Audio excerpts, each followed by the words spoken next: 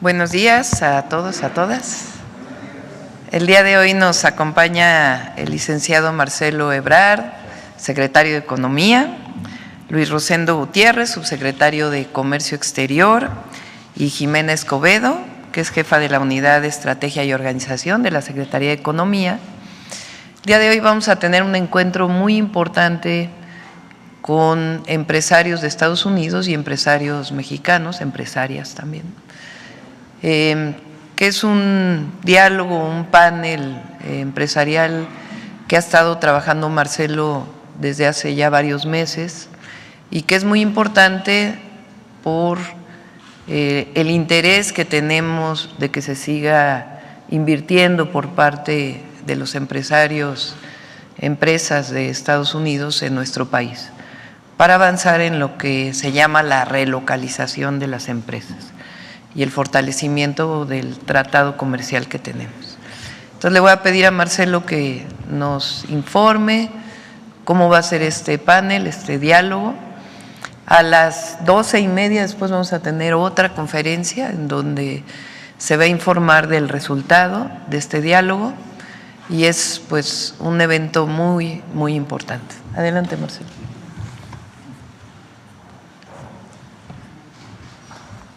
Con su permiso, Presidenta. Si me prestan el micrófono, un micrófono.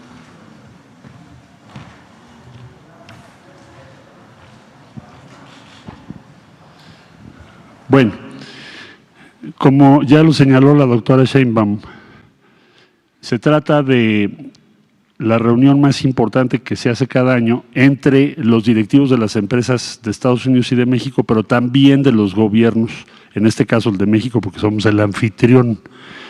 Esto va a tener lugar a lo largo de la mañana, empezamos a las 9 de la mañana y concluirá aproximadamente a las 12:15 en conferencia de prensa para dar a conocer pues los resultados del diálogo que se llevó a cabo y los anuncios de inversión más relevantes que el día de hoy vamos a conocer, que demuestran que somos la región que tiene en este momento más éxito a nivel global.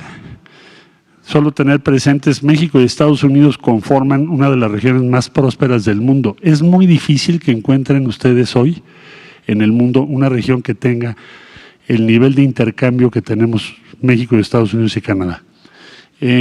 Somos los principales socios comerciales el uno del otro. Nosotros le vendemos muchísimo a Estados Unidos, pero también les compramos muchísimo. Somos el principal destino ambos de exportaciones.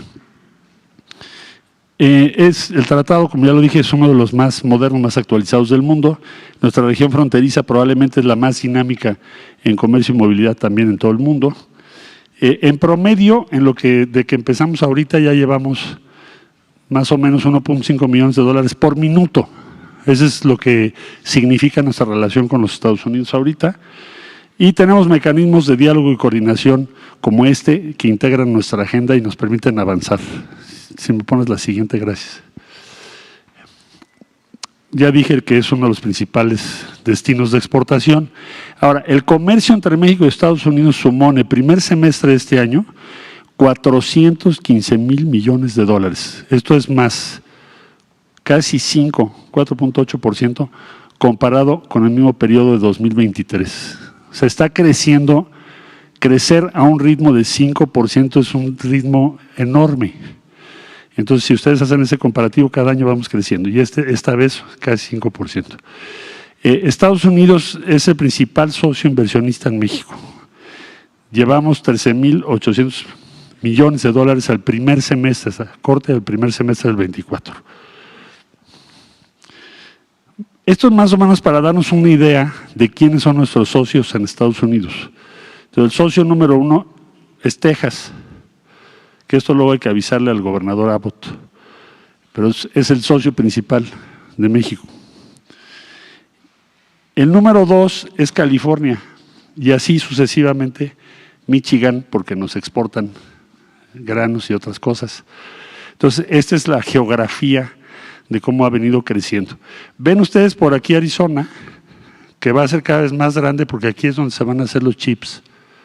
Recordarán ustedes que se hizo una visita hace unos años para invitarnos a ese plan y nos ha instruido la presidenta Sheinbaum que crezca el comercio, la participación de México en todo lo que tiene que ver con microprocesadores y así va a ocurrir. Bueno, eso es para que tengan ustedes una idea de la geografía. En julio nada más del 24 exportamos 44.850 millones de dólares e importamos 20.866. O sea, imagínense el tamaño, esto nada más en julio. Y esta es la curva de cómo ha evolucionado el tratado con los Estados Unidos. Digamos, estos 19, que es cuando se concluyeron las negociaciones para el TMEC, entonces la velocidad aquí ha sido mucho mayor que la que se tuvo antes proporcionalmente. O sea, en otras palabras, ha sido un gran éxito esa negociación. Es una negociación que nos ha convenido mucho. Bueno, el CEO Dialogue quiere decir, el diálogo CEO quiere decir los directivos de las empresas. Lo organiza el sector privado cada año con el respaldo, en este caso el Gobierno de México, porque es el anfitrión. Me pidió la doctora Sheinbaum que les diéramos todo el apoyo. ¿Qué puedo yo destacar de este diálogo que va a ocurrir ahora? Es el más exitoso que ha habido en la historia. Tenemos 240 dirigentes de empresas de ambos países. ¿De qué sectores? Servicios financieros, salud, energías renovables, transporte y logística, manufactura, tecnología e innovación, comunicaciones, alimentos y bebidas, infraestructura, turismo y automotriz. El común denominador, ¿cuál es? Expandir sus negocios en México y en Estados Unidos. La siguiente, por favor. ¿De qué se va a tratar hoy el diálogo? Principalmente, número 1, inversión. Número 2, facilitación del comercio fronterizo. Número 3, energía y cambio climático, que esto también le ha dado mucho énfasis la doctora Sheinbaum. Servicios, principalmente digitalización y el financiamiento de pequeñas y medianas empresas, inclusión financiera e Internet para todos. Esto ha llamado mucho la atención este programa en los Estados Unidos, por eso hoy también se va a tratar. El número 5 es la política comercial. ¿Cómo vamos a trabajar para hacer equipo y fortalecer el tratado que tenemos en el proceso de revisión que se inicia en 2025? A partir del segundo semestre del año que entra, tenemos que participar y prepararnos, como está previsto, para la revisión del tratado. Entonces, el día de hoy es como un banderazo para trabajar juntos las empresas de México y de Estados Unidos para defender, fortalecer, ampliar el tratado que tenemos con Estados Unidos y Canadá. Vamos a hacer equipo. La siguiente, por favor. ¿Ya? Muy bien. Bueno, en eso concluiría yo. Solamente decir respecto al programa,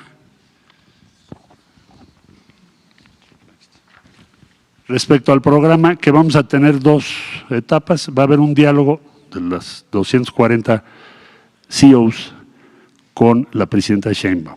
Es lo que les interesa sobremanera. Toman muy en cuenta que sea tan cerca del inicio del gobierno. Esto llamó mucho la atención, les importa y quiere decir que es prioritario. Y es un diálogo que va a durar quizá unos 40-45 minutos, donde podrán externarle sus conclusiones directamente a la presidenta sobre estos temas. Y después de ese diálogo tendremos una reunión ya que le llamamos plenaria y finalmente la conferencia de prensa que ya les comenté.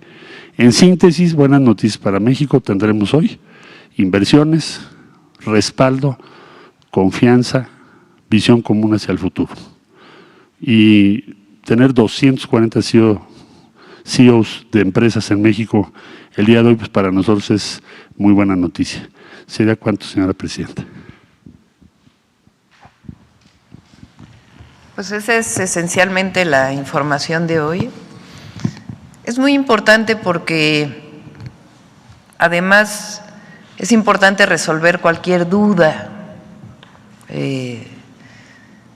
que sepan que la reforma judicial al Poder Judicial fortalece el Estado de Derecho en México, que no tiene, que sus inversiones están seguras en nuestro país, que lo escuchen de nosotros, que conozcan que nos interesa que se venga a invertir bajo un plan de desarrollo. Entonces, todo eso es muy importante. Ayer estaba viendo unas cifras. Los 3 países representan cerca del 30% del Producto Interno Bruto del mundo. Y en efecto, Estados Unidos es la economía más fuerte, pero México pasó de ser la economía número 15 a la economía número 12 del mundo. Y la relación comercial es cada vez más importante. Entonces, lo que queremos es que haya certidumbre, que haya confianza, y creo que va a ser un esfuerzo muy, muy importante para el inicio de este gobierno, y además pues esperamos que se anuncien varias inversiones. Pues este es el informe o la presentación, la información del día de hoy, y contestamos sus preguntas. Vamos con la fila de enfrente, como siempre. A ver, Carlos, si quieres primero.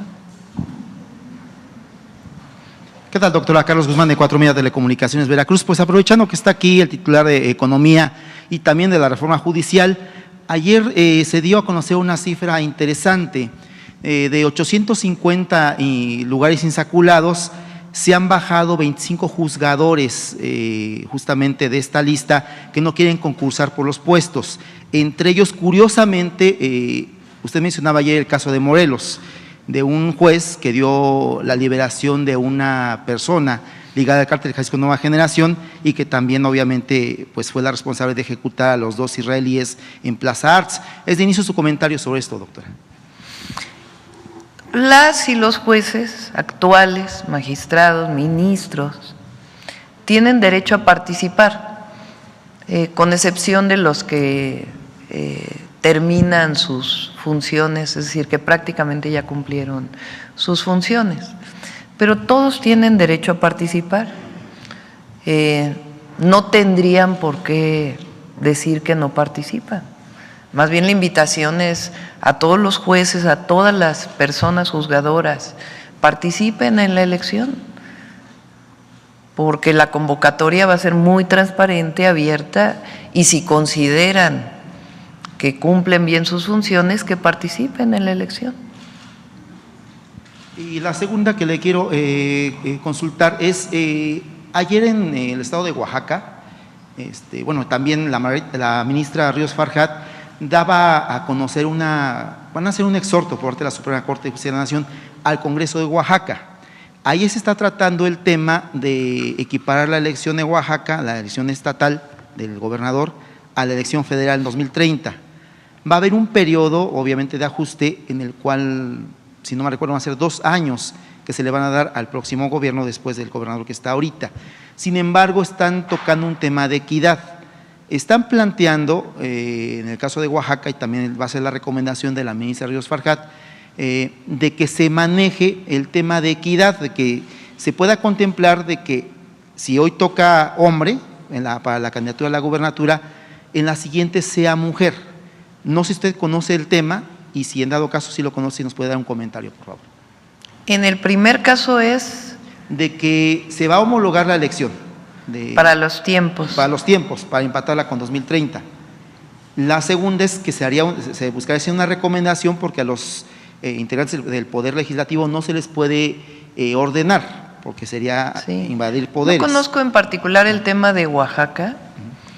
Hay estados, por ejemplo, Aguascalientes o Quintana Roo, que sus periodos son más cortos, porque, por ejemplo, en Quintana Roo en el 27 hay elección a gobernador.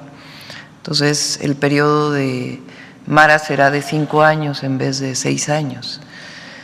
No sé si sea el caso de Oaxaca, pero pues ya depende de cada uno de los estados de la República, que tomen sus propias decisiones. En el 2027 va a haber, si no me equivoco, 17 gubernaturas que van a entrar elecciones. En el caso de hombre-mujer, recuerden que en el caso del Instituto Nacional Electoral se fijó una orientación, en este caso, por ejemplo, en el 2024, para que fueran más mujeres que hombres las candidatas de los partidos políticos a las gubernaturas. En este caso fueron 5 mujeres. Entonces, si lo quieren hacer en los estados, pues también es su atribución. De todas maneras, ya está considerado a nivel federal que tiene que haber paridad en la elección a gobernadores. Si son 17 gubernaturas las que van a estar en juego en el 2027, pues la mayoría tendrían que ser mujeres frente a hombres. Y ya finalmente, aunque a las 8 de la mañana hay una conferencia de medios para dar a conocer el lanzamiento y el inicio de la vacunación anti-COVID y la vacunación de influenza, si nos puede comentar algo de este tema, nos puede adelantar algo. ¿Va a ser una vacuna conjunta como se planeaba? ¿Va a ser vacuna diferenciada? ¿Cómo va a ser esta vacunación? Es vacuna, son 2 vacunas distintas. El doctor Kersenovich hoy en la mañana presenta la campaña de vacunación de invierno. Ya se tienen las vacunas. Esa fue una previsión del gobierno del presidente López Obrador. Y después, además, ya estamos adquiriendo las vacunas, ya una parte y la otra parte para la vacunación posterior, pero son 2 vacunas distintas. Y una parte es la vacuna patria, en el caso de COVID-19. Si quieren, vamos a esperar a la conferencia del doctor Kersenovich, él tiene toda la información. A ver, vamos por acá, adelante. Gracias, Presidenta. Buenos días a todas y a todos. Nancy Flores, de la revista Contralínea. Presidenta, usted cuando tomó posesión nos dijo que no llegaba sola, que llegábamos todas. Y eso a algunas mujeres, a muchas mujeres nos estremeció, porque sabemos lo que significa y entre otras cosas significa que nos vamos a defender juntas. En ese sentido, me gustaría retomar un tema que me parece muy relevante, muy sensible, y es justamente este tema del violentador de mujeres, además cartonista del diario El Financiero, Antonio García, que recientemente difundió una imagen alterada de la senadora Andrea Chávez. Usted ya se refirió a este asunto, se solidarizó con la senadora. Sin embargo, me parece que nos sirve como ejemplo de lo que no podemos dejar pasar sin por lo menos denunciar públicamente. En este caso se trata de una violencia contra las mujeres en razón de género y dice este cartonista que está amparado en la libertad de prensa. Eso es falso y eso lo debe de saber el pueblo de México. Y es falso porque la libertad de expresión, la libertad de prensa, el derecho humano a la información no ampara este tipo de violencias y las mujeres tenemos derecho a una vida libre de violencia, eso nos dicen las leyes. Preguntarle, Presidenta, ¿cómo podemos hacer efectiva esta lucha conjunta para defender nuestros derechos, para que no se nos mienta y sobre todo para que personas, sobre todo hombres en posición de poder, sea un poder fáctico, como en este caso a través de los medios, pues no suframos este tipo de violencias y sobre todo ellos no se sientan con la impunidad de lastimarnos y además decir que eso no es relevante, que no es tan malo o que ni siquiera es un delito, cuando a todas luces es un delito. Yo creo que son 2 temas, ¿no? Uno, por supuesto que a quien se ofende o la víctima tiene derecho a presentar las denuncias correspondientes. En este caso entiendo que la senadora presentó denuncia por Ley Olimpia. La Ley Olimpia viene de una joven que tuvo agresión por parte de su pareja porque publicó a través de las redes sociales contenido íntimo de ella. y a partir de ahí se tipifica la violencia digital, digamos, contra una mujer. Entonces ella tiene derecho a presentar su denuncia. Ahora, por otro lado, es la denuncia pública que hagamos de ello. Es un llamado. No puede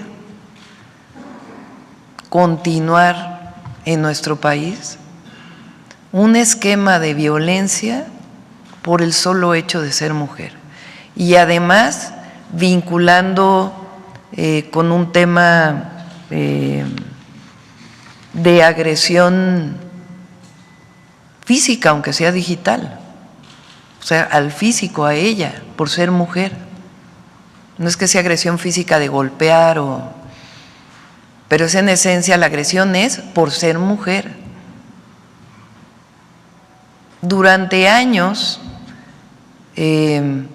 las mujeres fuimos utilizadas y todavía en anuncios, en cosificando a la mujer, como si fuéramos un objeto sexual.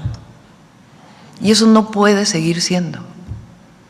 Es un llamado, difícilmente se puede tipificar legalmente.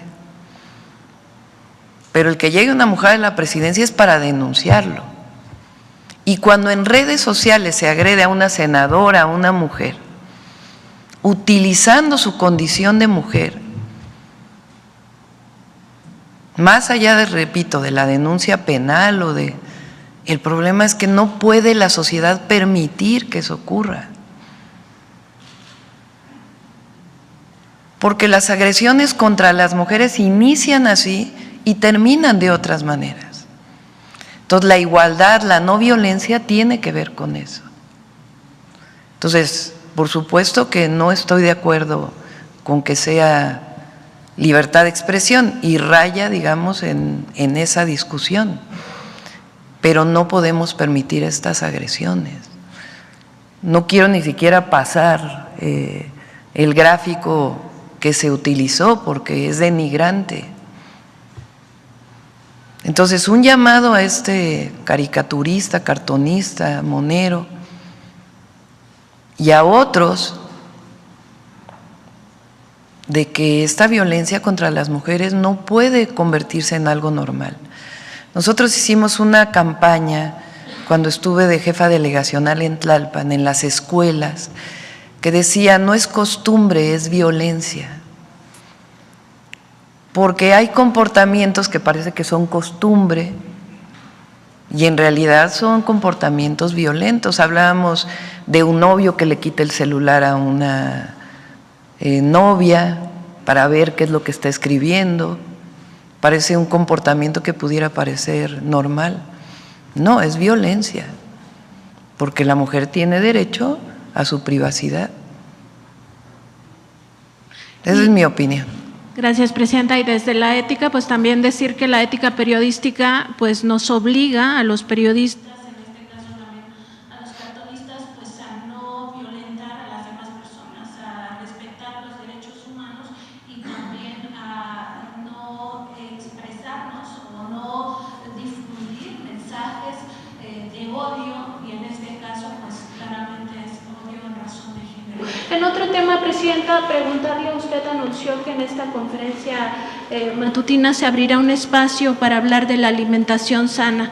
A mí me gustaría tocar dos puntos. El CONACYT, que ahora se está transformando en Secretaría de Estado, tuvo un estudio en los almacenes de maíz para consumo humano, y lo que reporta este estudio, que se dio a conocer ya los últimos días del sexenio del expresidente López Obrador, fue que se muestrearon 850, un poco más, de estos almacenes, y se encontró que el 25% de estos maíces, fuera en grano o en harina, contenían transgénicos, es decir, 25% de estos maíces para consumo humano están contaminados de transgénicos. Preguntarle si se va a retomar este estudio científico para tomar medidas al respecto que evidentemente estarían violando el decreto que publicó el expresidente López Obrador, y también si se va a de alguna manera acelerar el proceso para que esa reforma que prohíbe ya para siempre este maíz transgénico para consumo humano pues ya quede establecida como reforma. Sí, lo que dice el decreto es que la siembra de maíz blanco en México no debe ser transgénico. Ese es en esencia. Después los diputados pusieron algunos otros temas que en realidad se está revisando en la Comisión de Puntos Constitucionales. Eso se va a mantener y por supuesto los estudios. ¿Por qué es importante? Tiene dos elementos centrales y es importante también por el tema comercial, porque se importa maíz amarillo, principalmente para consumo animal. Entonces, la restricción es para el maíz blanco que se siembra en nuestro país. ¿Por qué queremos que eso ocurra? Uno, por razones de salud, que hay sus investigaciones y tiene que seguirse avanzando en esa investigación, pero también una parte fundamental, y ahí están de acuerdo todos los estudiosos de la ecología en México, independientemente de su posición, desde el doctor Sarucán hasta otros investigadores, es que nosotros tenemos que conservar nuestra biodiversidad. El maíz es una planta que el maíz no es silvestre. El maíz fue modificado por las manos de los antiguos mexicanos, mesoamericanos. Y todas las variedades de maíz que hay en nuestro país, pues es una riqueza biológica, cultural. Entonces, lo que estamos protegiendo también es la biodiversidad en México de esta planta maravillosa que es el maíz. Entonces, es la protección de la biodiversidad y los bancos genéticos que se requieran para la protección del maíz y aparte los estudios que tienen que ver con la salud. Entonces, sí es importante. El otro tema es que cuando se siembra maíz genético hay contaminación, puede llegar a haber contaminación a otros cultivos de maíz. Entonces, sí es importante que siga un proceso de seguimiento para la protección de la biodiversidad. Y Presidenta, en este espacio que se va a generar para esta alimentación sana, también preguntarle si además de los alimentos chatarra se van a exponer otros tipos de alimento. Nosotros en Contralínea hemos documentado que se utilizan aditivos y conservadores a base de petróleo, incluso en hortalizas empaquetadas. Es decir, que estos alimentos que pensamos que pueden ser sanos también pueden afectar nuestra salud. Entonces, preguntarle eso y si se va a tomar en cuenta el trabajo que se hace en la Procuraduría Federal del Consumidor para la revista del consumidor a través de sus laboratorios. Científicamente se demuestra que hay alimentos que no contienen proteínas. Una cápsula que se pasó esta misma semana hablaba del atún, que no contiene las proteínas que dice y ponen marcas incluso, y la gente podría saber ya qué sí consumir y qué no consumir, pues justamente para tener una alimentación sana. Nada más eso, Presidenta, muchas gracias. Sí, una parte es lo que ya se trabajó del etiquetado, que tiene que continuar. La otra muy importante es esta publicación que se hizo el 30 de septiembre, de las normas para la alimentación en las escuelas. Ahora sí está prohibido el uso o la venta de productos procesados, la mayor parte de los productos procesados. Y hay una serie de meses para poderse ajustar. Y la otra tiene que ver con la educación, que es lo que nosotros pretendemos hacer los lunes aquí. A veces no se sabe que tomar muchos refrescos al día representa un daño a la salud por la cantidad de azúcares que se tiene y otros contenidos del refresco. Entonces es muy importante que se conozca que tomar refresco todos los días pues te puede provocar daños a la salud. Entonces nosotros, por supuesto que hay una parte de normatividad, pero más que seguir prohibiendo, hasta por supuesto que hay cosas que hay que normar, que eso le corresponde a la Secretaría de Economía, por cierto, pero es mucho de la educación. Recuerden, por ejemplo, en México, aunque hubo países que durante la pandemia a quien no traía cubrebocas se le multó. En la Ciudad de México, ¿qué fue lo que hicimos? Difundir la importancia del uso del cubrebocas como una forma educativa de información, y la gente tomaba su propia decisión, uso o no uso el cubrebocas, y muchísima gente llegó a usarlo por la información que se dio. De igual manera es aquí, no se trata de prohibir la venta de refrescos, se trata de que el consumidor sepan qué daño te provoca, que las madres sepamos qué daño le provoca a nuestros hijos darle refresco todos los días. Entonces, ese es el objetivo de las cápsulas y la parte de vida saludable de los lunes: educación, información, de tal manera que nosotros como consumidores podamos tomar nuestras propias decisiones a partir de la información que se nos da.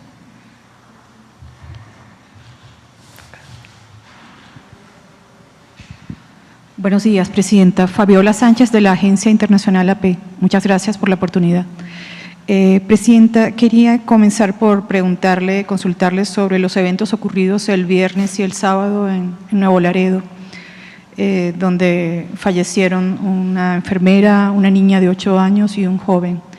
Los padres y los familiares y una ONG han denunciado que presuntamente estarían implicados elementos del Ejército y de la Guardia Nacional en esos hechos. Por favor, quisiera, si usted nos podía informar qué se ha avanzado, qué informaciones tiene usted que nos pueda dar sobre las investigaciones, si hay personas detenidas y si ciertamente hay elementos del Ejército y la Guardia Nacional implicados en esa situación. Al parecer fue un enfrentamiento entre delincuentes y los elementos de la Guardia y del Ejército y sucedió estos hechos.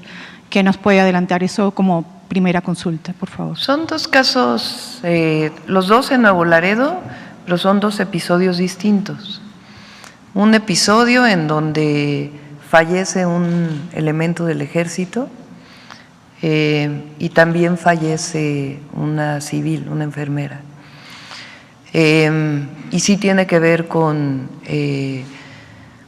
delincuentes que disparan a una camioneta del Ejército. En los dos casos se están haciendo las investigaciones por parte de la Fiscalía General de la República y el Ejército está dando toda la información. Ese es un caso. El otro caso es un caso similar, pero con la Guardia Nacional, en donde hay una agresión a la Guardia Nacional y la Guardia Nacional responde, y también ahí hay 2 civiles fallecidas, entre ellos una niña. En ambos casos, desde el primer momento fui informada por el general secretario y de parte de él de inmediato se presentaron todas las pruebas que se requieren y disposiciones que se requieren a la Fiscalía General de la República. Hay que decir algo muy importante: Nuevo Laredo es el lugar en donde más agresiones tiene, donde los grupos delincuenciales agreden más a las Fuerzas Armadas, tanto al Ejército como en su caso a la Guardia Nacional. En caso de que haya una actuación, una mala actuación de algún elemento del Ejército, de la Guardia o de algún oficial, serán sancionados, pero hay que esperar a las investigaciones y la cercanía que se requiere siempre con las víctimas. Por favor, si me permite una segunda pregunta. Ayer nuevamente la representante comercial de Estados Unidos, Catherine Tai, nuevamente vuelve a expresar preocupación por la reforma judicial, habla de la amplia reforma judicial. Bueno, esto lo hace en la antesala a este encuentro que tienen ustedes hoy. Por favor, ¿qué nos podría expresar? ¿Qué le van a expresar ustedes hoy, adelantar hoy a los empresarios, y qué le puede decir al gobierno de Estados Unidos, que sigue expresando preocupación por la reforma judicial? Ahora le doy la palabra al secretario de Economía, pero adelanto, lo que hemos estado planteando, no tienen por qué preocuparse. El Poder Judicial hoy es un poder que incluso la propia ministra de la Suprema Corte, la ministra presidenta de la Corte, ha dicho públicamente que tiene cerca de o más de 50% de nepotismo. Se han demostrado en distintas ocasiones la corrupción que hay en el Poder Judicial. Lo que estamos es reformando al Poder Judicial para mejorar el Estado de Derecho. Eso es lo que está haciendo México. Ningún empresario estadounidense, ninguna empresa de cualquier otro país, ni mexicanos, tienen por qué temer a la reforma judicial. Al contrario, lo que vamos a hacer es sanear el Poder Judicial. Y no digo nosotros como Ejecutivo, sino el pueblo de México. Se va a sanear el Poder Judicial para fortalecer el Estado de Derecho. Hácelo. Con su permiso, Presidenta. Bueno, le diría yo lo siguiente. Estamos haciendo un esfuerzo de comunicación. Por eso el diálogo que hoy vamos a tener va a ser muy importante. Y lo haremos también por instrucciones de la presidenta Sheinbaum en nuestro ámbito de competencia. En este caso, pues es mi contraparte. Entonces lo haré con más razón o con más posibilidades de contacto diario a raíz de esta declaración, que no es una declaración hostil, sino más bien de decir, bueno, es un proceso tan complejo que nos gustaría entenderlo lo mejor posible. De hecho, casi ningún país ha hecho un proceso así. Bueno, primero, tomemos en cuenta que la reforma en cuestión, y ayer se los dije a los CEOs, hoy probablemente también vamos a conversar sobre esto. Primero, sobre la razón esencial que ya mencionó la presidenta, que es renovar el Poder Judicial, porque se han hecho reformas de otro tipo y han fracasado. La última, la de 94. 94 se suspendió a los ministros de la Corte, se redujo el número, etcétera, lo que ustedes ya conocen. Y el caso es que 30 años después, pues hay familismo, corrupción, dicho por los propios ministros de la Corte. Nadie cuestiona esa información. Entonces, la forma que se eligió para resolver ese asunto fue consultar al pueblo y esencialmente, pues dos tradiciones norteamericanas. El país que más elige jueces históricamente ha sido Estados Unidos, como lo ha dicho la doctora Sheinbaum. Ayer también se los comentaba yo. Inclusive, en Estados Unidos hay diferentes formas de elección, hay elección partidaria. El Partido Demócrata saca su lista, el Partido Republicano saca la suya.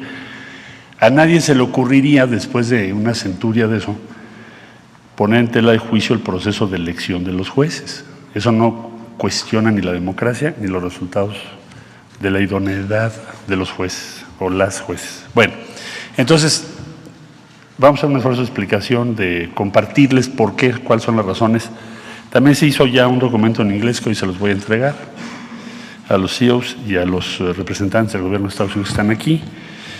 Pero en esencia es un cambio muy importante, muy relevante y va a salir bien. México va a hacer bien este proceso. Vamos a tener éxito. Se va a renovar el Poder Judicial. Y concluyo diciendo lo siguiente. Yo les decía ayer en la cena, bueno, si no se estuviese haciendo esta reforma, ustedes me preguntarían, oigan, ¿por qué no reforman el Poder Judicial si tienen mayoría calificada? ¿Por qué no han hecho una reforma si más de la mitad de los jueces son parientes de los otros? ¿Por qué no han hecho una reforma si se libera un día sí y otro también a multitud de delincuentes, como también lo comentó la presidenta ahorita? ¿Por qué no lo han hecho? Entonces les dije, bueno, tendrían razón. Entonces, no hay por qué suponer que esto va a poner en tela de juicio algún interés legítimo o propiedades o inversiones, porque no es el objetivo. El objetivo es renovar el Poder Judicial y decía yo dos tradiciones norteamericanas, una la elección y la otra el Tribunal de Disciplina. Bueno, concluyo. El día 29 de julio el presidente Biden sacó un artículo en el Washington Post diciendo la Suprema Corte de Estados Unidos tiene una crisis ética. Tenemos que ver cómo le vamos a hacer para hacer prevalecer un código de ética. Estoy hablando de Estados Unidos. Yo nunca había visto un pronunciamiento tan fuerte, ¿no? Esto está firmado por el presidente Joe Biden. 29 de julio de Washington Post. Se los recomiendo. Ayer inclusive se los compartí a los hijos. La forma mexicana, la vía mexicana para resolver esa crisis de ética que también tenemos aquí en nuestro Poder Judicial es la que ya se aprobó por el pueblo de México. Y en Estados Unidos, pues ustedes resolverán cuál será. Pero no se deberían de extrañar de que elijamos jueces cuando ustedes llevan más de 100 años. Sería tanto como decir que allá es bueno y aquí es malo. Me dijeron, bueno, pues sí tienes razón. Digo, ustedes que están aquí en la cena, ¿cuántas veces han votado por los jueces? Todos. ¿Y por qué allá es bueno y aquí es malo? ¿O por qué en Estados Unidos está bien que haya un tribunal disciplinario que te diga, oiga, señor juez, dice el presidente Biden en su artículo, que hay un problema ético que incluso menciona a algunos de los ministros por sus comportamientos y su conflicto de interés? Entonces no se debían ustedes de extrañar tanto. Más bien lo que se necesita es que ustedes vean con claridad de qué se trata. Entonces haremos eso mismo con las diferentes autoridades y vamos a salir adelante. Ayer tuvimos una gran recepción a estos argumentos, a estas explicaciones. Ya nos pidió la doctora Sheinbaum que nos apliquemos a darles material en inglés y a explicarles, compartirles cuáles son las razones y cómo se va a hacer esto. Eso sería lo principal, señora presidenta. Muchas gracias. Acá.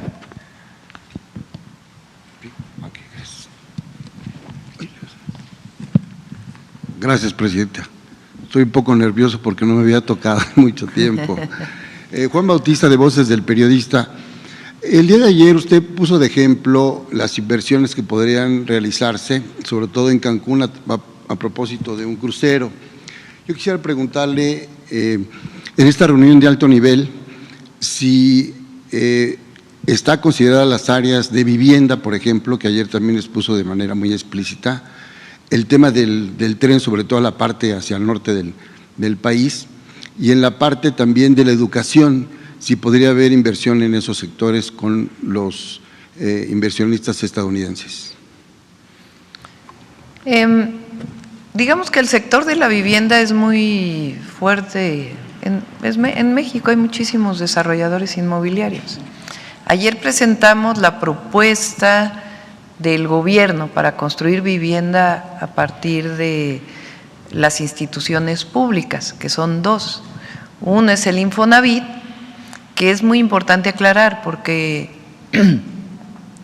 el que Infonavit vaya a tener una empresa constructora no quiere decir que ahora ya no van a poder construir los desarrolladores privados, nada que ver, porque además van a seguir habiendo créditos para el Infonavit. Este es adicional a lo que de por sí ya se hace. Entonces hay mucha oportunidad para el desarrollo de vivienda privada. Y la otra parte, esa sí es la Comisión Nacional de Vivienda. Ahí en particular es desarrollo de vivienda para personas de escasos recursos, con un esquema propio.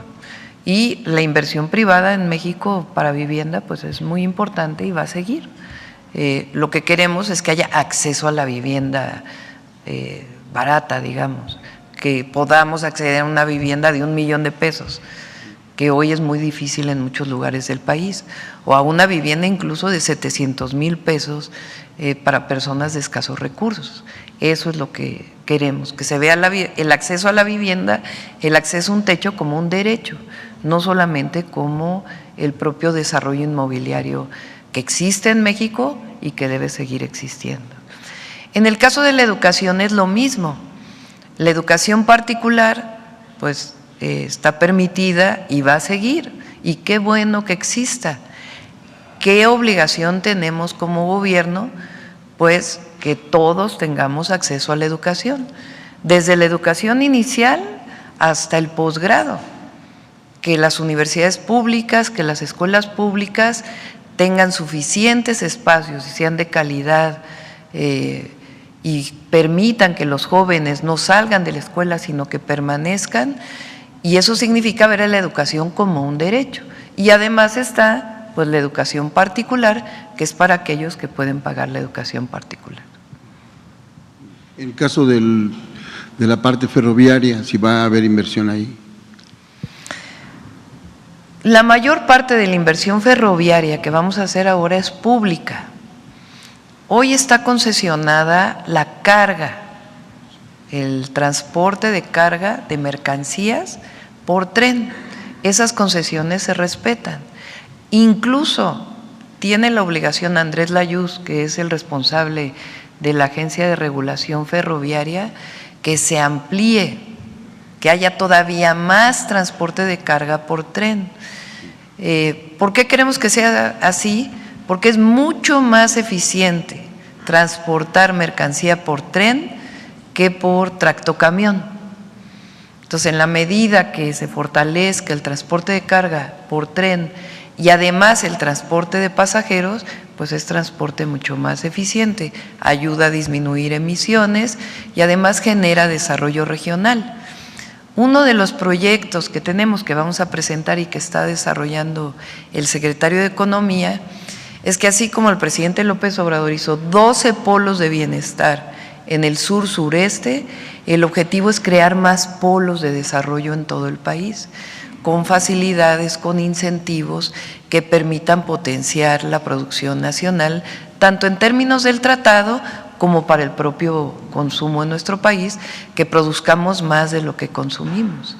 Entonces, es un proyecto muy ambicioso que lo está desarrollando Secretaría de Economía en conjunto con otras secretarías, y el tren y otras obras de infraestructura pues permiten que esto sea posible. Si me permite otra pregunta, esta tiene que ver con el rescate al patrimonio cultural. Desde hace más de 6 años, en la revista Voces del Periodista, le dimos seguimiento al tema del rescate al Centro Scop, donde están los grandes murales de Chávez Morado y de Juan O'Gorman. Esos murales, que son alrededor de 4.200 metros cuadrados, sería como en 3 o 4 ocasiones la Biblioteca Central con esa manufactura. Se llama el mosaico mexicano, que es la aportación de los muralistas que lo llevan a la piedra al mundo. Eso se iba a privatizar en tiempos del priismo, entonces un grupo de ciudadanos académicos, entre ellos la maestra Laura González Matute, la maestra Guillermina, que son investigadoras del INBA, personal también especializado, estudiantes y sobre todo los vecinos de la unidad Narvarte, se dieron a la tarea de meter documentos, de hacer manifestaciones y de meter escritos que recibió incluso el presidente. Aquí traigo la copia, el expresidente Andrés Manuel, cuando fue presidente electo el 18 de octubre de ese año. Incluso también participó aquí el licenciado José Alfonso Suárez del Real, cuando fue secretario de Cultura, que se le entregó un documento para que eso se afianzara. Hoy, finalmente, el 16 de octubre del año pasado, se consigue el decreto. Entonces, eso es un muy buen punto. Pero hoy, pues, se da un paso y se tienen otros temas. En este caso, la unidad habitacional tiene más de 70 años de estar ahí y la infraestructura realmente se está carcomiendo. Lo que es la parte del desagüe y la parte de los servicios de agua potable están en pésimas condiciones. Entonces, hoy se va a rescatar un centro cultural, se va a hacer una utopía, digamos, va a ser de primer mundo, pero se sigue teniendo una unidad con un déficit en su parte de su infraestructura. Entonces, los vecinos mandan esa solicitud de si pudiera echarle un ojito, Presidenta, a ese proyecto para complementar con un presupuesto que hace falta para la unidad habitacional en cuanto a su infraestructura. ¿Es cuánto, señora Presidenta? Sí, lo Gracias. revisamos con la jefa de gobierno, con Clara. Gracias. Con gusto.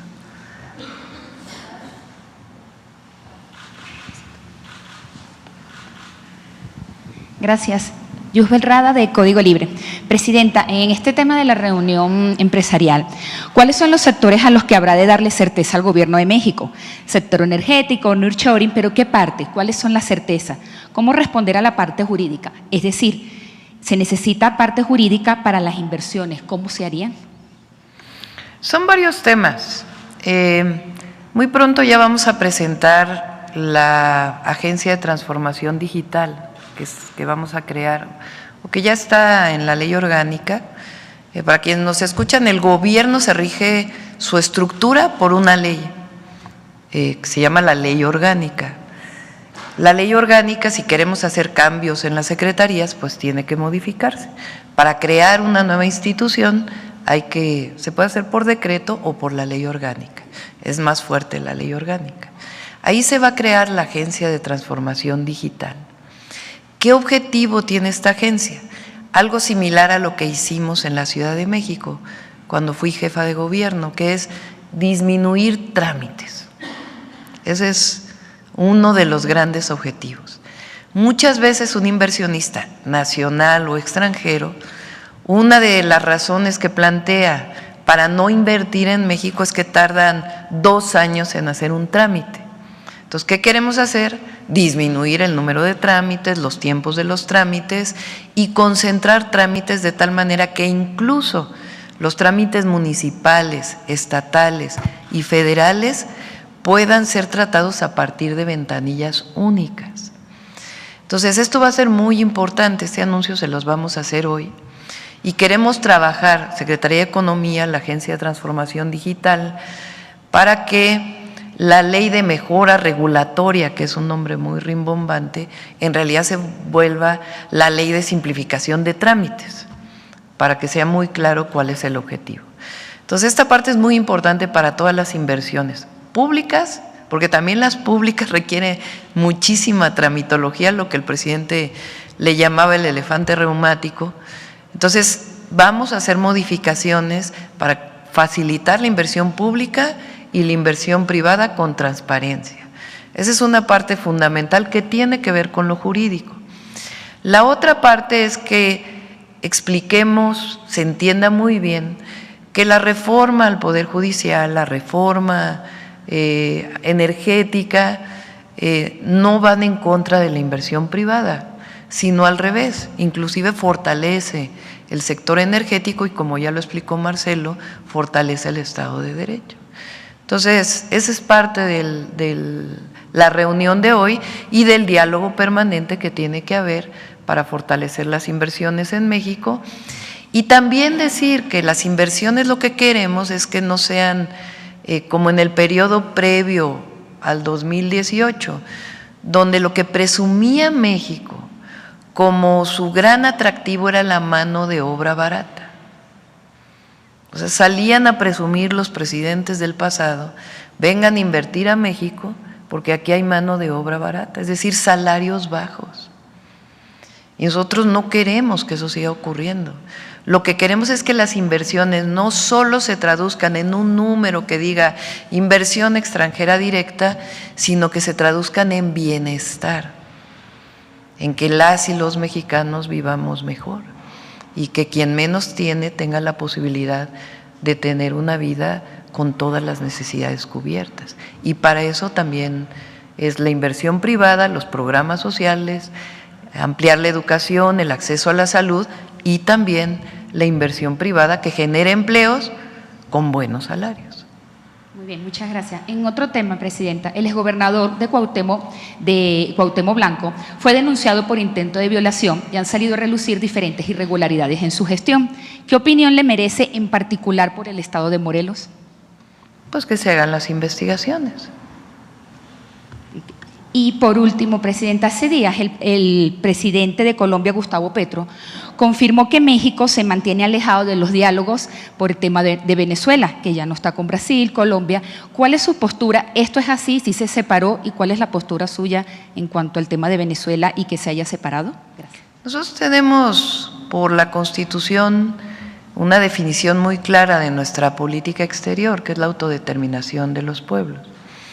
En un primer momento hubo un llamado de los 3 países después de la elección de Venezuela para que se transparentara los resultados de la elección. A partir de ahora nosotros nos vamos a mantener ya, digamos, imparciales ante esto. Entonces, Colombia tiene una posición, Brasil tiene una posición, Estados Unidos tiene su propia posición y nuestra posición es la constitucional, la autodeterminación de los pueblos.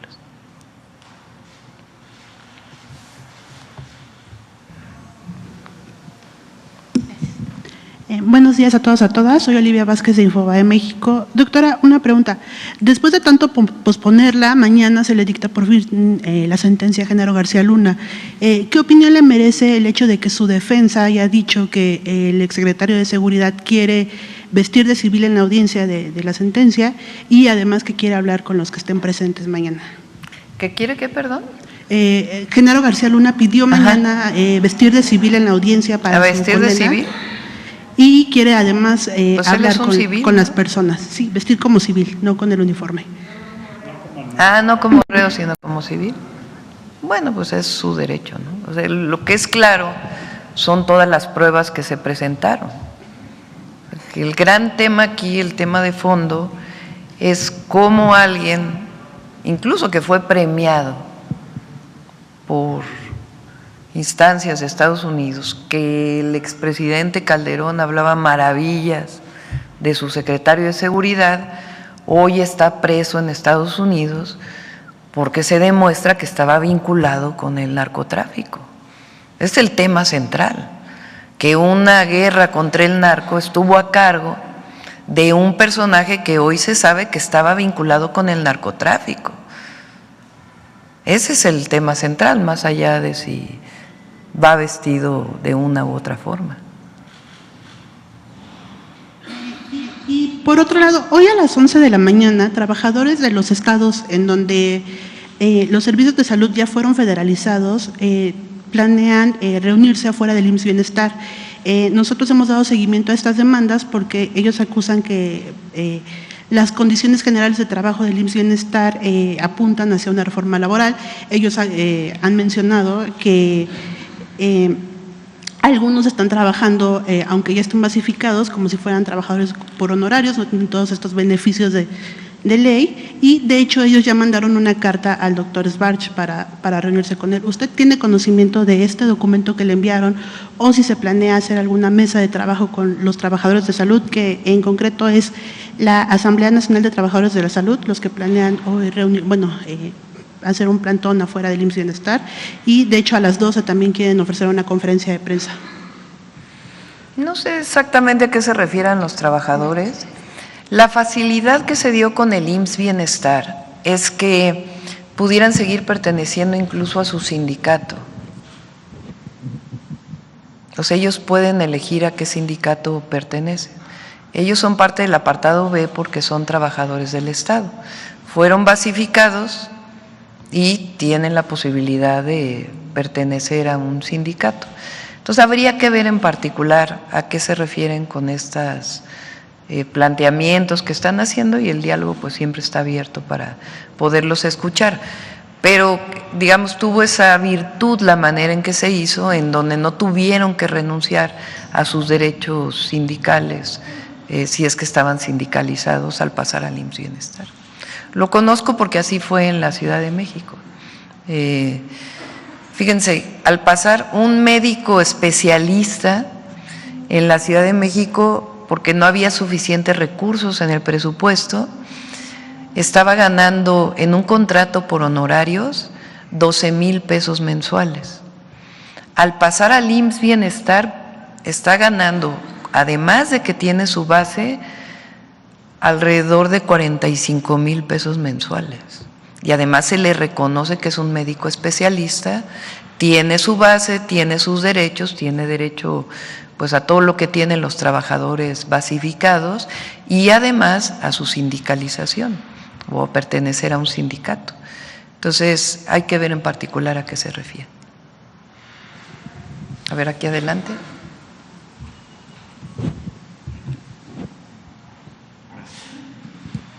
¿Qué tal, Presidenta Sheinbaum? Muy buenos días y un honor.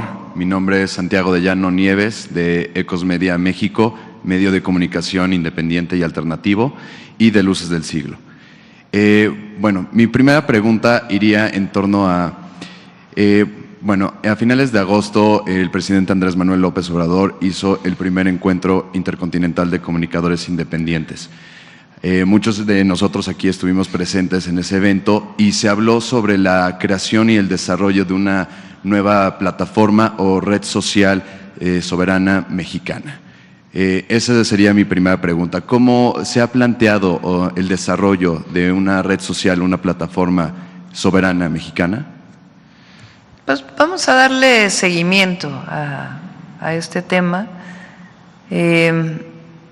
Jesús, ustedes saben, se quedó como coordinador de asesores. Él me está ayudando en varios temas y entre otros pues le voy a pedir que me ayude a darle seguimiento, dado que él fue parte también de la coordinación de o de facilitar este congreso. Y en segunda pregunta, para la próxima Secretaría de Ciencias, Humanidades, Tecnología e Innovación, ¿se promoverá el desarrollo de investigaciones para generar patentes mexicanas a través de esta Secretaría? Sí, no sé si recuerdas los números que ayer me mencionaste, si los traen por ahí. El Instituto Nacional de Propiedad Intelectual es así, ¿verdad? El INPI. Está en la Secretaría de Economía y justamente ustedes saben que uno de los planteamientos de los 100 puntos de nuestro programa de gobierno es el desarrollo tecnológico nacional en distintas áreas. Entonces es muy relevante estos datos. El INPI, el Instituto Mexicano de Propiedad Intelectual. De acuerdo con los datos del INPI, en lo que va de enero a septiembre de 2024, se han registrado 12,160 solicitudes de patentes, de las cuales 11,411 son de extranjeros y solo 749 son de mexicanos. En cuanto a solicitudes concedidas, hay 8,051 de las cuales 7,549 son de extranjeros y 502 son de mexicanos. Entonces, hay muy poco registro de patente nacional. Entonces, justamente lo que queremos es potenciar el desarrollo de la investigación científica, tecnológica, que permita que haya más registro de patentes y no solo el registro, sino el propio desarrollo tecnológico. Es una parte fundamental del desarrollo del país, que no solamente es importante porque cualquier país que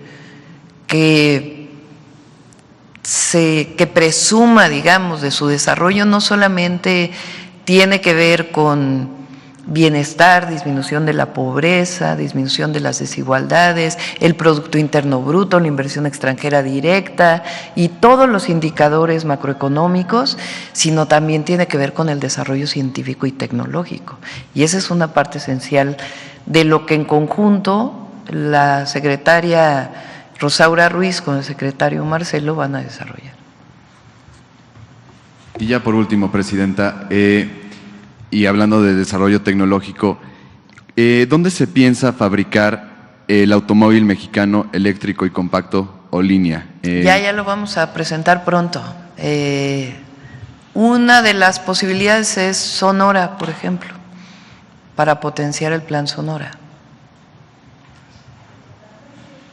Vamos a acabar aquí adelante y luego el tiempo que nos quede. Presidenta, ¿cómo está? Buenos días. Buenos Luis días. Ángel Marín, de la cadena de estaciones Radio Resultados, con estaciones de todo el país.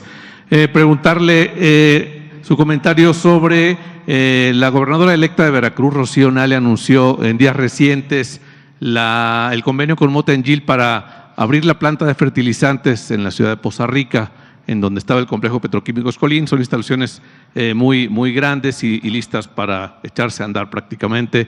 Esto beneficia a toda la región, no solo Poza Rica, es una región en el norte de Veracruz, muy cerca de la capital del país, pero ya está el aeropuerto Tajín, que en estos momentos no tiene vuelos comerciales. No sé si por parte de su gobierno tengan pensado echar a andar ese aeropuerto, a lo mejor con Mexicana, o cómo apoyar que este proyecto se pueda concretar y todavía beneficiar más a esta región. Sería mi primera pregunta. Sí, el proyecto de la planta de fertilizantes viene como uno de los proyectos que desarrolló el presidente López Obrador. Están las dos, la producción de fertilizantes a través de Pemex, que ha aumentado mucho, y al mismo tiempo la producción privada de fertilizantes, o en asociación, pero no como las viejas asociaciones, en donde todo era para el financiamiento privado y el pago cada año, sino en un esquema completamente distinto para beneficio de la nación. Entonces, ese es un muy buen proyecto que aumenta la producción de fertilizantes. La privatización de los fertilizantes es uno de esos terribles ejemplos de las privatizaciones en nuestro país. Se privatiza la producción de fertilizantes y pocos años después desaparece la producción de fertilizantes. Es como la de los ferrocarriles de pasajeros, que se privatizó y después desaparecieron los ferrocarriles de pasajeros. Entonces, es hasta el 2018, en realidad hasta el 2020 más o menos, 21, que se recupera la producción de fertilizantes en México. Y nosotros vamos a seguir potenciándolo, tanto de la petroquímica como la producción de fertilizantes. Entonces, un muy buen proyecto, qué bueno que Rocío aprovechó para anunciarlo. Y revisamos lo del aeropuerto, no lo tenemos ahora en el próximo año vamos a iniciar con el aeropuerto de Tamuín en la Huasteca Potosina. Este es un proyecto que lo quería hacer el presidente López Obrador, se retrasó porque no se tenía la propiedad de la tierra, se compró, ya se tiene, y ahora pues nos va a tocar desarrollarlo para el desarrollo de esa zona riquísima en recursos naturales y turística de nuestro país y que hoy pues no tiene esa posibilidad. Y revisamos el del Tajín. Sí, el aeropuerto pues ya está ahí, solo no se usa, es lo que tiene. En otro tema, fíjese que el mes pasado una estudiante veracruzana de Papantla, precisamente, Ángela Olazarán, fue seleccionada entre más de 11,000 estudiantes con el Global Student Prize 2024. Ella es egresada del CONALEP, ahora estudia en la universidad, pero es mexicana, es mujer, egresada con CONALEP. Su comentario sobre esto y si su gobierno, pues no sé, le haría algún reconocimiento o usted la saludaría. Sí, claro que sí. Me comentó hace unos días Paulina, la vamos a buscar y muchísimas felicidades. Entre otras cosas, lo que vamos a hacer nosotros también es promover que las mujeres estudien matemáticas, estudien ciencia, ingeniería.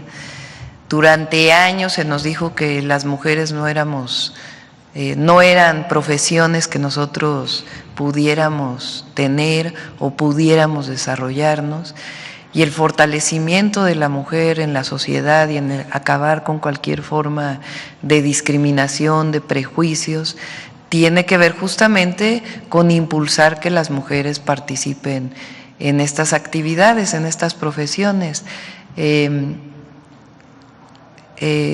La astronauta mexicana pues es un gran ejemplo, y el que ella vaya por México dando pláticas, conferencias a las niñas, a los niños, pues imagínense cómo se le abre el panorama a una niña mexicana. Entonces lo mismo, pues felicitarla y la vamos a buscar. Mi última pregunta, Presidenta, con respecto al anuncio que se hizo ayer de la construcción del 1,000,000 de casas, la CEMIC ya manifestó algún tema, pero yo creo que esto ustedes tengan contemplado cómo pueda beneficiarse las regiones donde se van a hacer las casas en la derrama económica, no sé, en la compra de materiales o en la contratación de personal local. Con respecto a la empresa constructora que haría las casas por parte de su gobierno, no sé si tendrían subcontratación, no sé, de albañiles, electricistas, pintores, y la compra de los materiales en las regiones donde se construían las casas para fomentar el desarrollo económico de los pequeños comerciantes, ¿no? Gracias, sería todo. Sí, gracias. La construcción es el sector de la economía que más empleos indirectos genera, o de los sectores de la economía que más empleos indirectos genera. Y la construcción de vivienda todavía más. Se estima que en la construcción de vivienda son alrededor de 4 o 5 trabajadores por vivienda. y el indirecto es el doble. Entonces, evidentemente, la construcción de 1 millón de viviendas, pues lo que va a generar, ayer Edna hablaba de cerca de 9.6 millones de empleos que se van a generar. Y evidentemente, pues son empleos locales y de trabajadores de la construcción, muchos de ellos, pero también de profesionistas, ingenieros, toda la proveeduría que tiene que ver con materiales, pues genera todavía mucho más empleos. Y son empleos locales, evidentemente, los que se tienen que generar. En el sureste, por ejemplo, que la construcción del Tren Maya, de la refinería, generó tantos empleos, ¿qué va a sustituir, digamos, estos empleos? La construcción de vivienda. Va a permitir que el sureste siga creciendo en empleo, porque estamos destinando pues casi el doble de las viviendas en el sur-sureste que en otras regiones del país. Ah, no, pero acá ya preguntaste el otro día, ¿verdad? Vamos a poner a alguien que no ha preguntado. ¿Quién no ha preguntado? A ver acá. Yo creo que 2 más y ya cerramos con la cápsula, porque aquí va a ser el panel, la reunión, entonces tenemos que adecuar el espacio. ¿Qué tal, Presidenta? ¿Sí se escucha? Sí. Hola, buenos días. Chayla Rosagel, corresponsal de Grupo Gili, El Imparcial de Sonora, La Crónica de Mexicali y Frontera de Tijuana. Buenos días a todos. Preguntarle, Presidenta, después de la reunión que hubo la semana pasada en Hermosillo entre el gobernador Durazo y el secretario de Seguridad y de Marina, para incluir a Guaymas, Cajeme y Hermosillo en la estrategia de seguridad nacional, preguntarle qué acciones específicas se van a implementar en estos municipios y si hay algún plazo para que se empiecen a notar pues los avances de esta estrategia en los estados. Sería mi primera pregunta. Sí, ayer hubo una detención muy importante por parte de la Marina y del gobierno del estado. Uno de los objetivos se llama cumplimentación. Hoy preguntaba por qué a los abogados del gabinete, porque se llama cumplimentación de órdenes de aprehensión y no complementación. Hay muchas órdenes de aprehensión que ya fueron emitidas por jueces que no se han cumplimentado. Entonces, una de las estrategias que hay es que justamente en los delitos de alto impacto se haga una estrategia para este proceso. Y esto ya está dando resultados en Sonora. Se trabaja con el Gabinete Federal, Secretaría de Seguridad Ciudadana, sea Marina o Sedena, quien tenga la responsabilidad en cada estado, obviamente la Guardia Nacional, Fiscalía General de la República, Fiscalía Estatal, Secretaría de Seguridad del Estado. Entonces, como lo planteé cuando presentamos la estrategia de seguridad, va a dar resultados. No es de la noche a la mañana, pero va a dar resultados la estrategia que estamos presentando. ¿En cuánto tiempo se verían esos resultados, principalmente ahí en Sonora, en esos municipios? Es difícil plantear los tiempos, pero que sepan los ciudadanos, los habitantes de Sonora, las y los sonorenses, que estamos trabajando permanentemente en coordinación con el gobernador y con la Fiscalía del Estado, que aunque tiene autonomía, no indica que eso no signifique coordinación, que es lo mismo de la Fiscalía General de la República. Gracias. Entonces es la atención a las causas, seguir con ese trabajo, pero al mismo tiempo disminuir la impunidad. Gracias, Presidenta. En otro tema, usted comentó que uno de sus principales acciones que tomará en Baja California es poner orden a las concesiones de agua. Preguntarle que si tiene algunos… ¿Qué es lo que se ha encontrado en Baja California? ¿Qué problemas se ha encontrado? Algunos ejemplos. Y si este va a ser tema a tratar ahora que vaya a fin de mes a Baja California. No sé si ya tenga el día en que irá. Se está trabajando con los distritos de riego, ya hay mesa de trabajo en donde está la Secretaría de Agricultura y Desarrollo Rural y la Conagua. En los 90, en todo el periodo, en el inicio del periodo neoliberal, se cambió lo que era la Secretaría de Recursos Hidráulicos por la Conagua. Y la Conagua, durante un periodo muy grande, a lo que se dedicó es a dar concesiones. Ya lo vamos a presentar aquí en su momento de cómo se incrementa el número de concesiones. Y además se facilita que quien tiene esa concesión pueda transmitir los derechos de agua a otro privado, solamente avisando a la Conagua. Lo que queremos no es, digamos, decir esta es la nueva normatividad, sino trabajar conjuntamente para que se puedan encontrar soluciones y no haya conflictos. Estamos trabajando con industriales, con distritos de riego. Hay casos de distritos de riego, por ejemplo, que tienen una concesión para riego. Si no usan esa concesión, pueden vender el agua a un municipio. No se pagan derechos de agua por riego. Entonces, ¿cómo no se pagan derechos de agua por riego? Pero sí puedes vender a un municipio que tiene escasez de agua el agua que tú tienes concesionada. Entonces, son distorsiones que se han venido generando en todo este periodo, donde además hay varias bases de datos de concesiones de agua. Entonces, lo que queremos es un gran acuerdo de agua, de protección hídrica, de sustentabilidad hídrica, donde todos participemos y que de ahí surjan también las modificaciones legales que tenemos que hacer. Pero tenemos que resolver que esta, digamos, distorsión que se ha venido generando, que no es justa, y al mismo tiempo, pues que estén de acuerdo quienes hoy están haciendo eso a través de un esquema completamente distinto.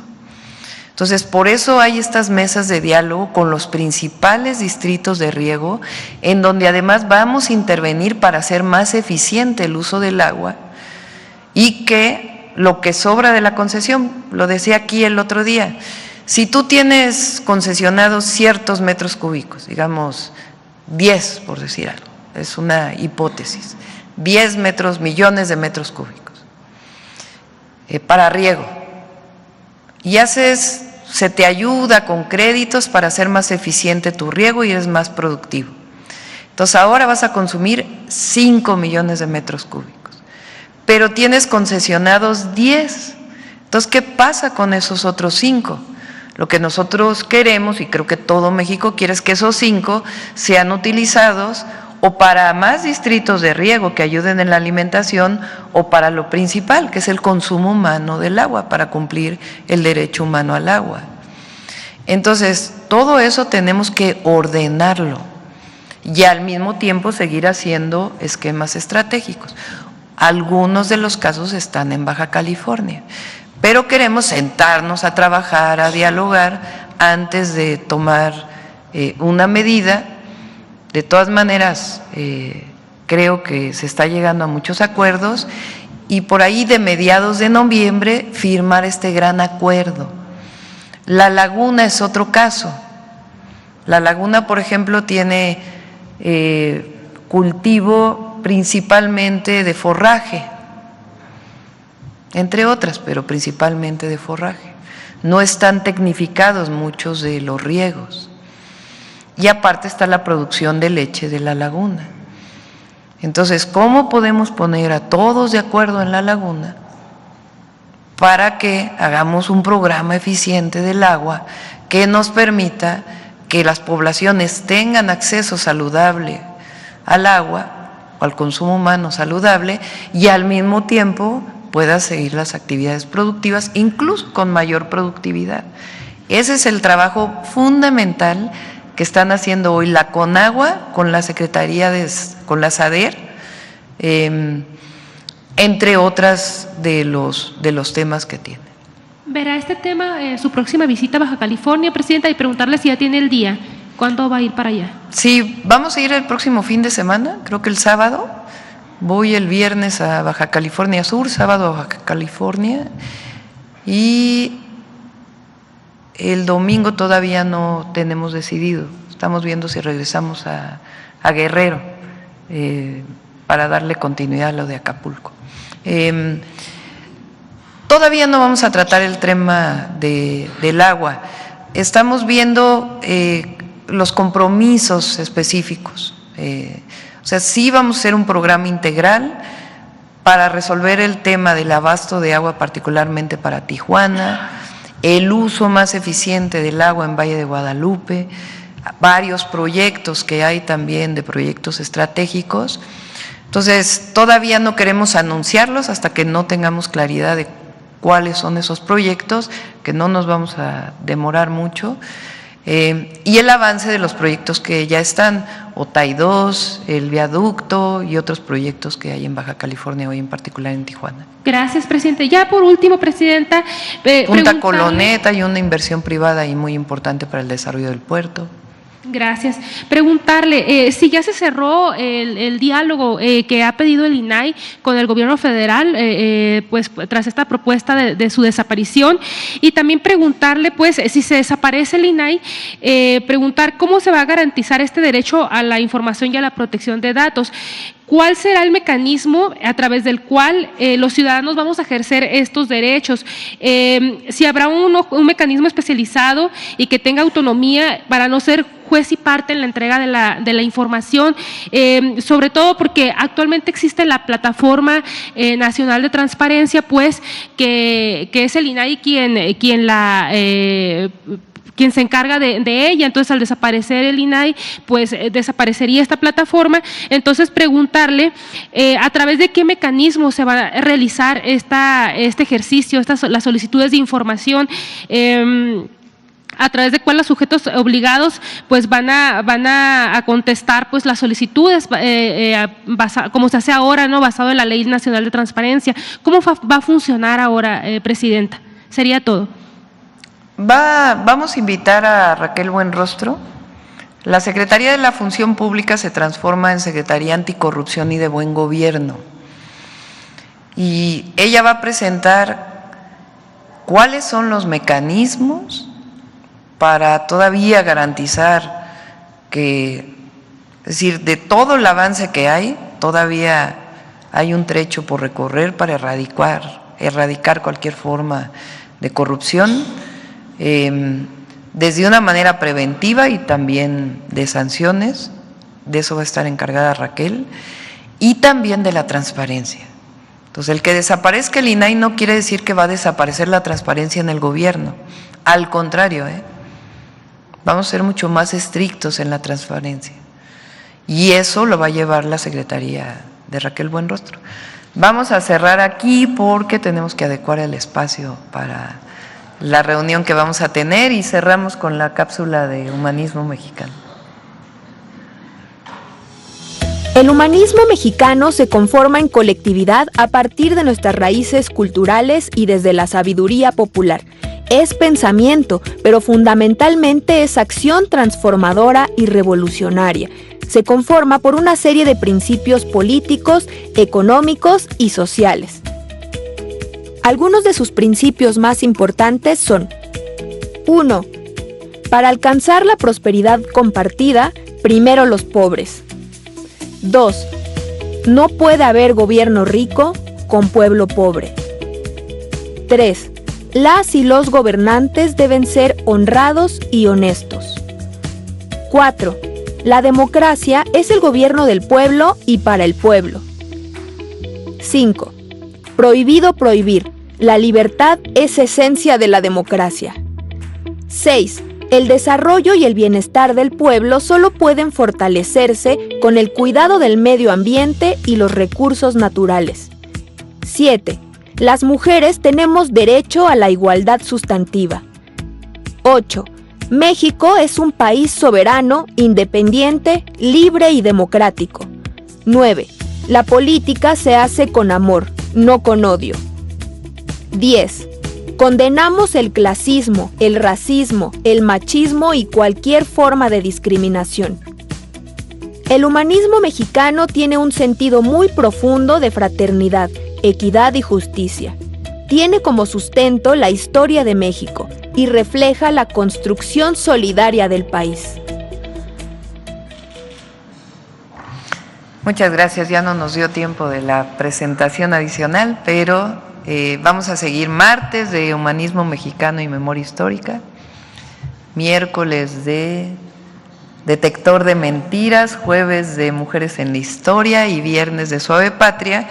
Y me dice Paulina que ya entrevistaron a Ángela para el programa de Suave Patria. Gracias a todos y a todas.